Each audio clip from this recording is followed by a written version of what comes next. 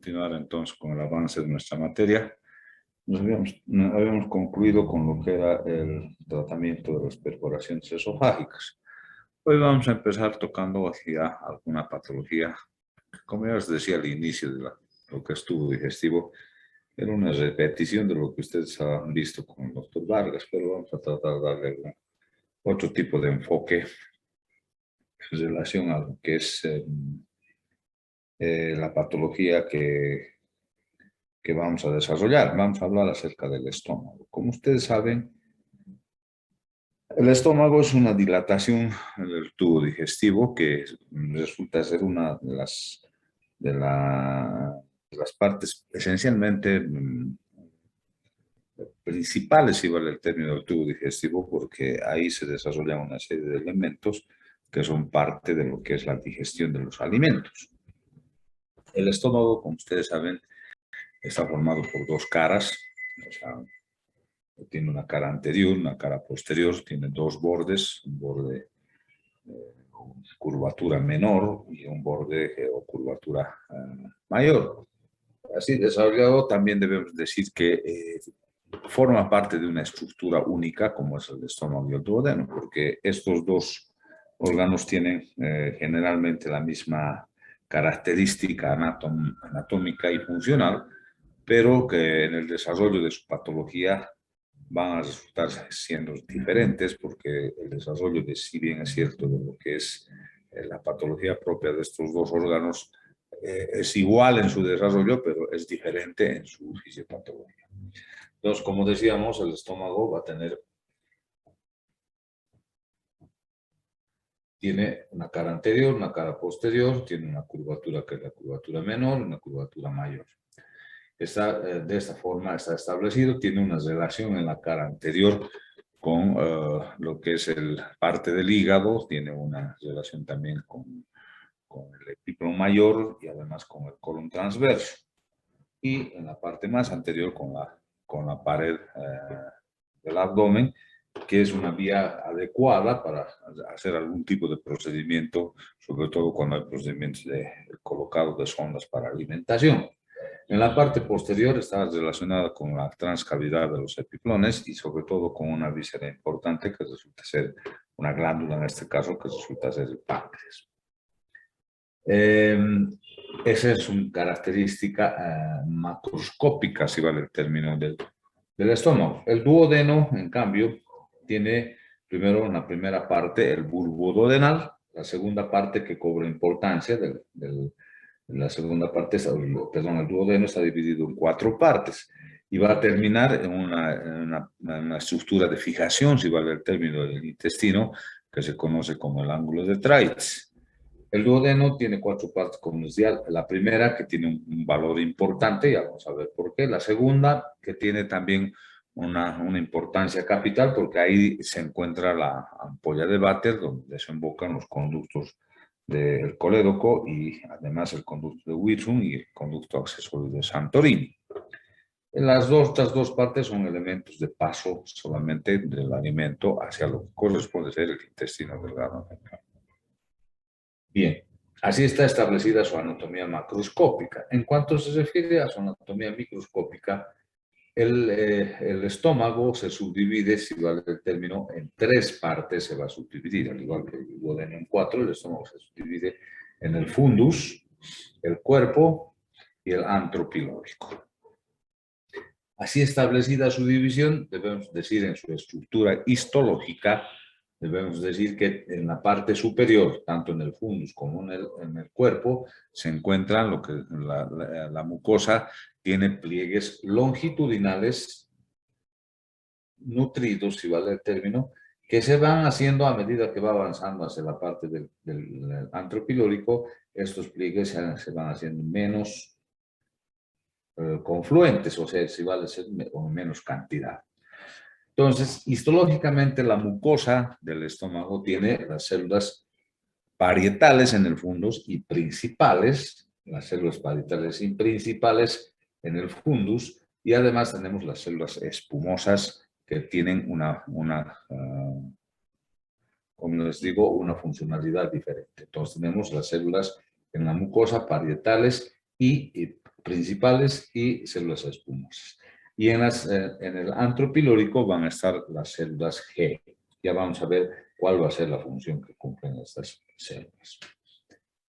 En cuanto se refiere a la parte del duodeno, los pliegues van a ser también longitudinales en el antro, donde se va a encontrar el sistema endocrino del que se llama del tubo digestivo. Aquí se encuentran las células de Paneth y las células de Brunner.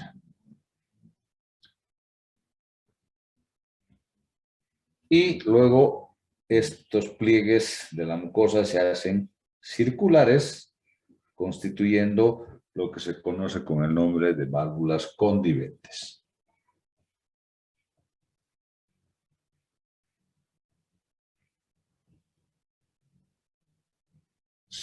Así está establecida la parte de la mucosa.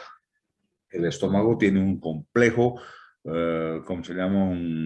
La parte muscular resulta ser con fibras circulares y fibras longitudinales que hacen una especie de enmallado, si vale el término, en toda la estructura que corresponde tanto al estómago como al duodeno. Y todo esto tiene una serosa que es parte del peritoneo parietal. Bien, así está establecida su anatomía y su histología, la parte macroscópica y la parte microscópica.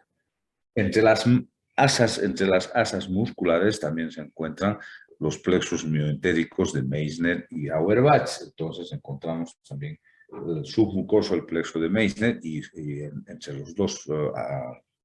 las dos capas musculares el plexo de Auerbach. El estómago está irrigado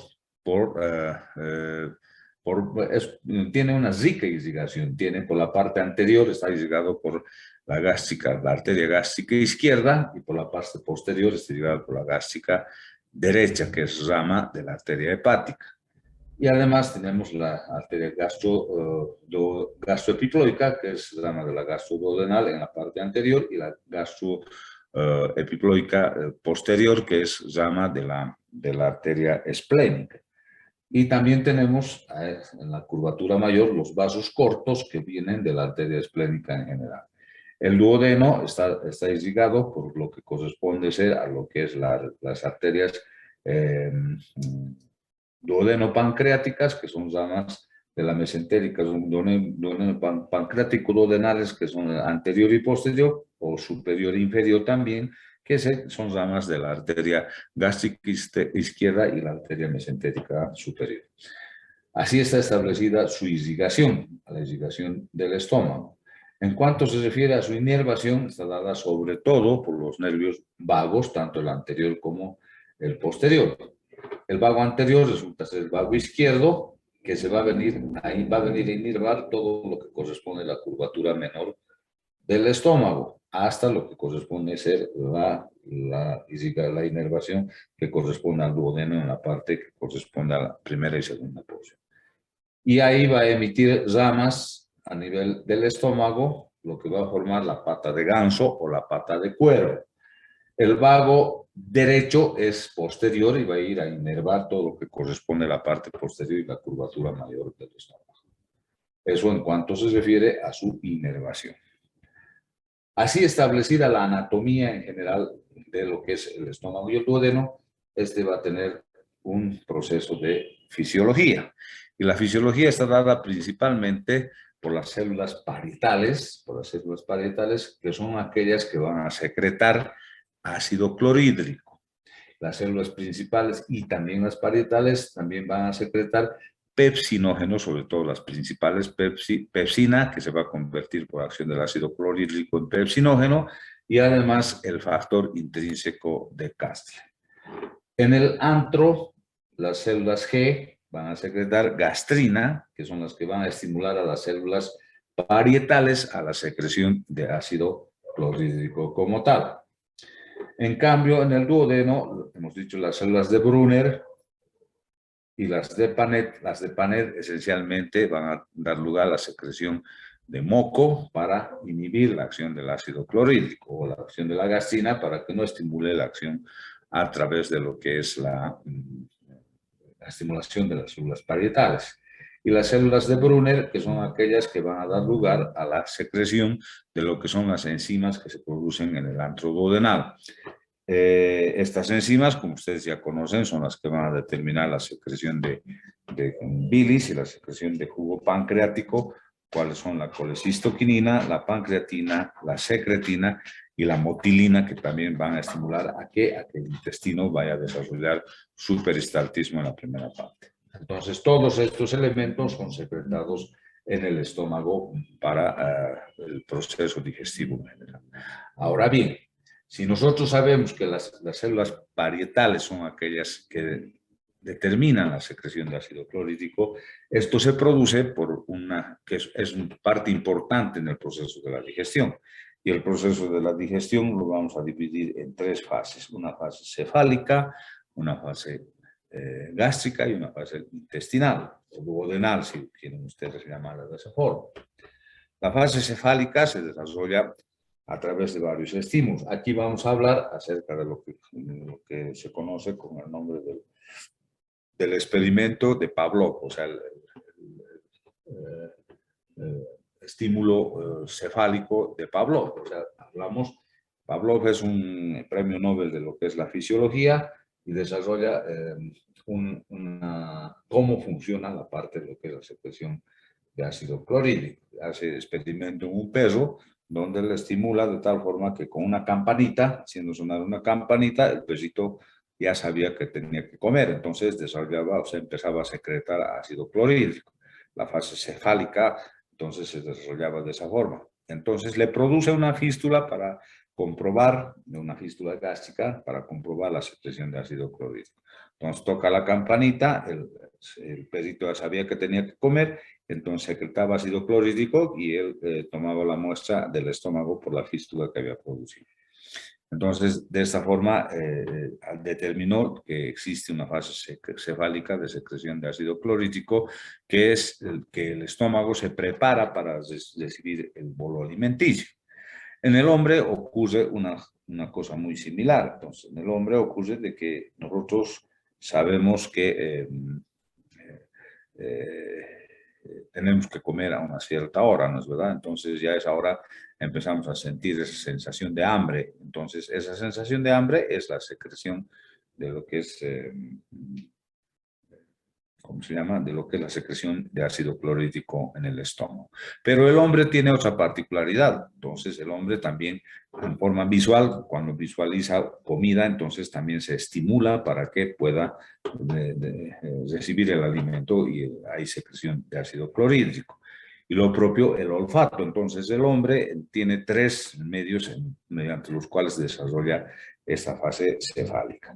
Entonces, a este proceso del perrito y demás cosas se denomina reflejo condicionado. En el caso del perrito es el reflejo condicionado de Pavlov.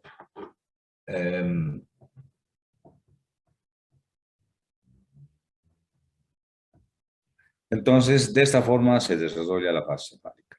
Una vez ingerido el alimento, el estómago secreta mayor cantidad de ácido clorhídrico para provocar el metabolismo. Sobre todo por acción del ácido clorhídrico se va a empezar a metabolizar todo aquello que corresponde ser a los hidratos de carbono, sobre todo a nivel del estómago.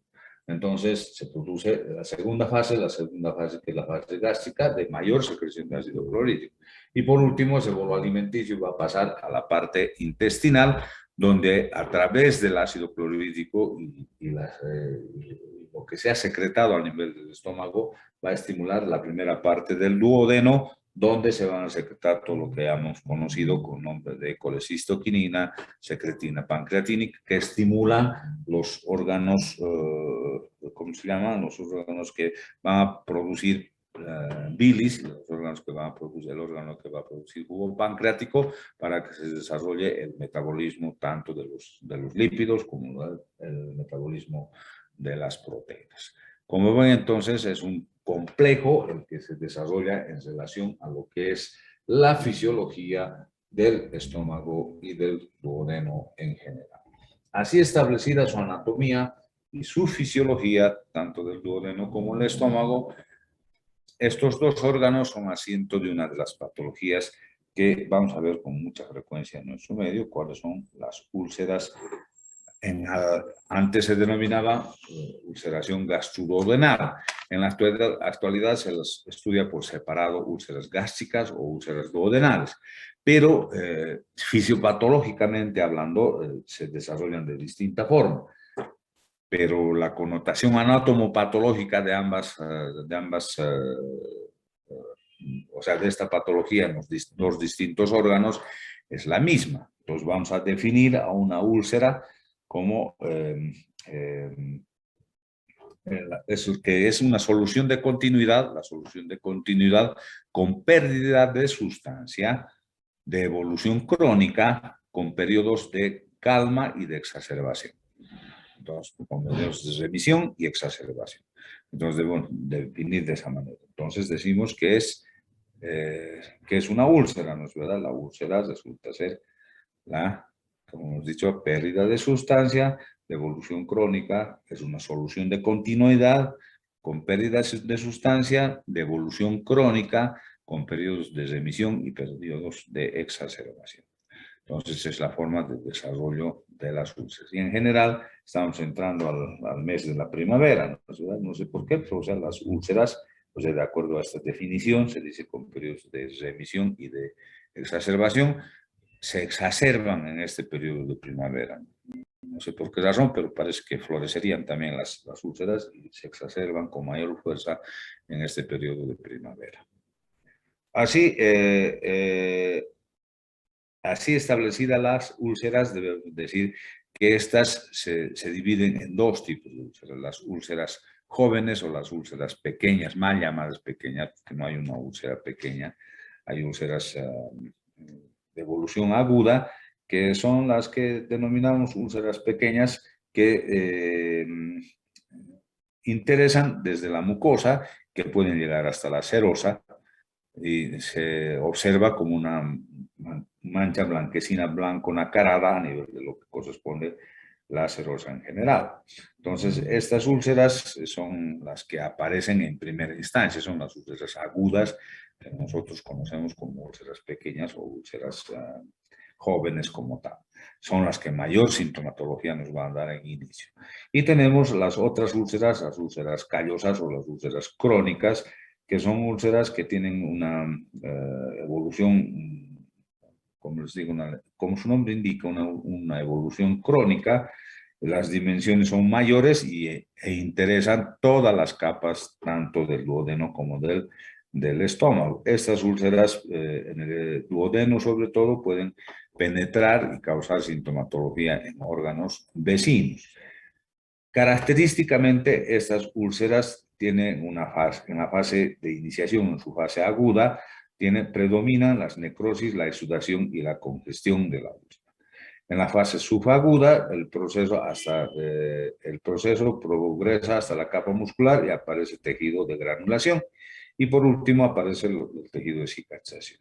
Normalmente una úlcera crónica va a tener de la superficie, que es, en este caso resulta ser la mucosa, existe una capa de exudado fibrino purulento. O sea, vamos a poner acá, exudado fibrino purulento, tiene una zona de granulación, si vamos de la superficie, una zona de granulación.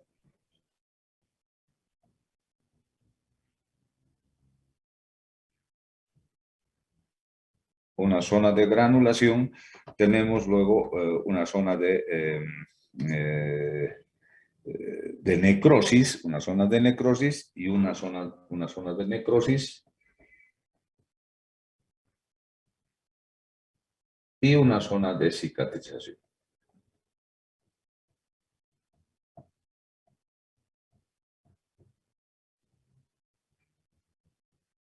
Cicatrización o fibrosis.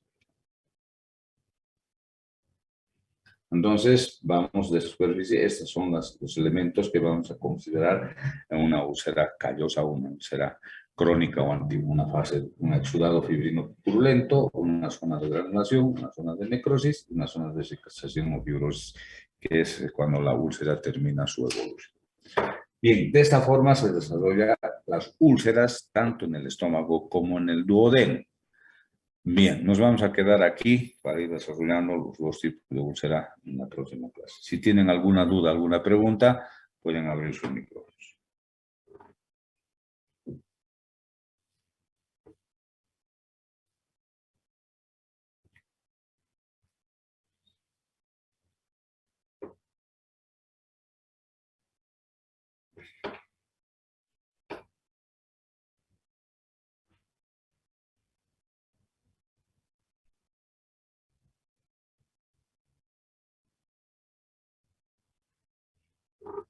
Bueno, si no hay dudas, nos vemos con ustedes el próximo lunes.